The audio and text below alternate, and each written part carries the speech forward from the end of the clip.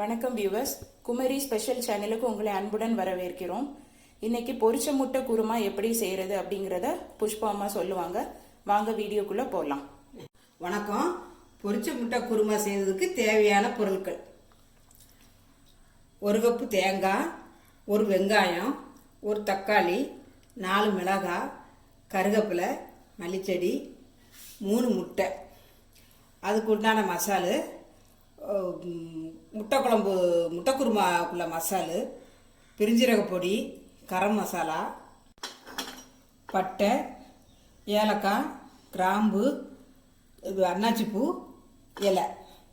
அப்புறம் தாளிக்கிறதுக்கு எண்ணெய், கொஞ்சம் பெப்பர், தேவையான உப்பு, தேவையான தண்ணி. எப்படி செய்கிறதுன்னு பார்க்கலாம். அடுப்பை பற்ற வைக்கேன், சட்டி தீக்க அடுப்பு வைக்கேன். சட்டி காயட்டும். சட்டி காஞ்சிட்டு இப்போ எண்ணெய் தடவி முட்டையை பொரிச்சு எடுக்கலாம்.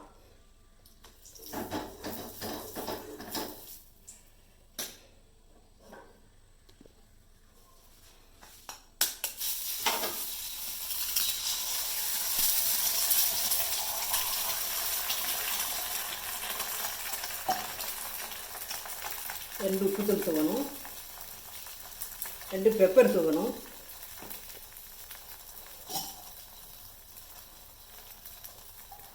எண்ணெய் அப்படி சுத்துக்க ஊற்றிக்கிடணும். மூடி வச்சிடலாம். 2 நிமிஷம் கழித்து எடுத்துடலாம். இதாயிட்டு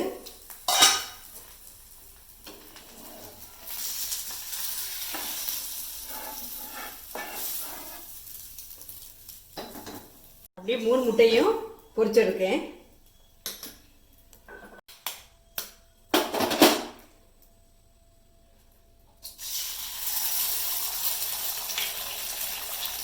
கொஞ்சம் உப்பு, கொஞ்சம் பெப்பர், சைடில் எண்ணெய். அப்புறம் 2 நிமிஷம் மூடி வைக்கிறேன். தீ சிம்மிலே இருக்கணும். 2 நிமிஷம் ஆயிட்டு வெந்துட்டு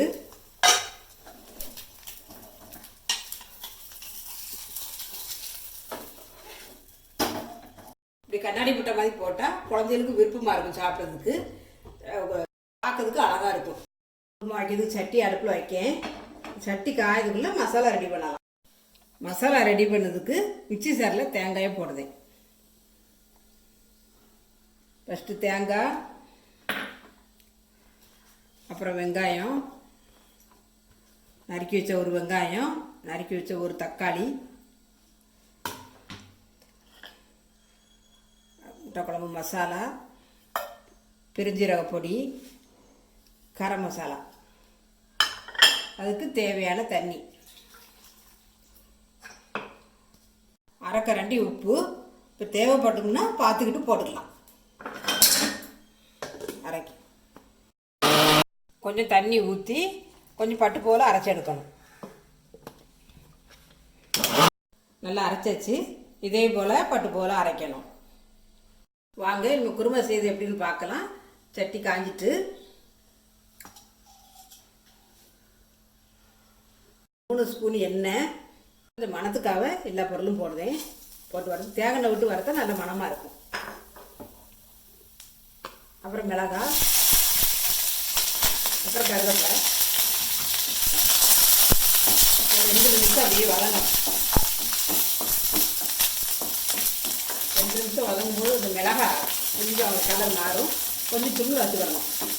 மிளகாய் கலர் மாறிட்டு இப்போ அரைச்சி வச்ச மசாலா அதில் போட்டேன்.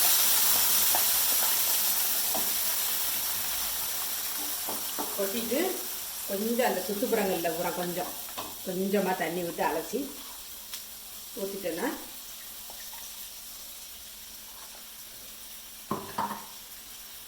ஒன்று போல் அப்படி கிளறி விடணும். ஒரு 2 நிமிஷம் அப்படியே கிளறி விட்டு அந்த மசால் வாடை, அந்த பச்சை வாடை கொஞ்சம் மாறும். அப்போ கொஞ்சம் தீ சிம்மில் இருக்கிறத கொஞ்சம் கூட்டி வைக்கணும். இது நாங்கள் கொஞ்சம் திக்காக வைக்கிறோம். கொஞ்சம் தண்ணி போல் வேணும் அப்படின்னு சொன்னாலும் கூட தண்ணி போல் வச்சுக்கலாம். திக்காக வைக்கிறதா நல்லா இருக்கும். இருந்தாலும் கொஞ்சம் நீங்கள் எப்படி செய்யணுமோ அது பார்த்துக்கிடுங்க. ஒரு 2 நிமிஷம் மூடி வைக்கணும். அந்த மசாலா வடை மாறுற வரைக்கும் கொதிக்க விட்டு அப்புறமேல இது பண்ணலாம். மசாலோட போயிருத்தான்னு பார்க்கலாம். மசாலோட கொஞ்சம் குறைஞ்சிருக்கு. இப்போது இந்த முட்டையை போட்டு 2 நிமிஷம் வேக விடலாம்.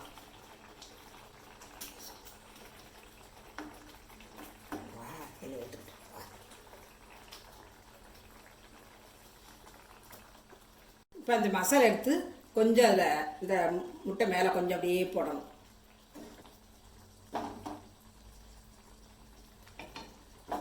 ஒன்று போல் சேர்ந்து எல்லாமே நல்லா ஒன்று போல் ட்ரை ஆகும் பார்க்கறதுக்கு.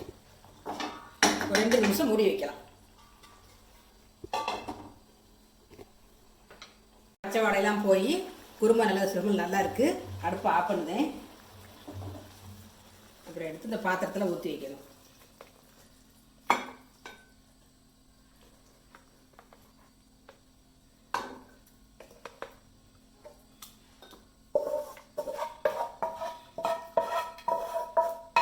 சுவையான பொரிச்ச முட்டை குருமா ரெடி.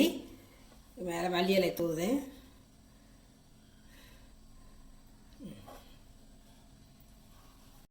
இந்த கறி நீங்கள் ஆப்பத்துக்கு சப்பாத்தி பூரி எல்லாத்துக்கும் வச்சு சாப்பிடலாம். நீங்கள் எப்படி சாப்பிட்டு பார்த்துட்டு நல்லா இருக்குங்கிறது எங்களுக்கு சொல்லுங்கள். நன்றி, வணக்கம். இந்த வீடியோ உங்களுக்கு பிடிச்சிருந்ததுன்னா லைக் பண்ணுங்க, ஷேர் பண்ணுங்க, சப்ஸ்கிரைப் பண்ணுங்க. தேங்க்யூ ஃபார் வாட்சிங்.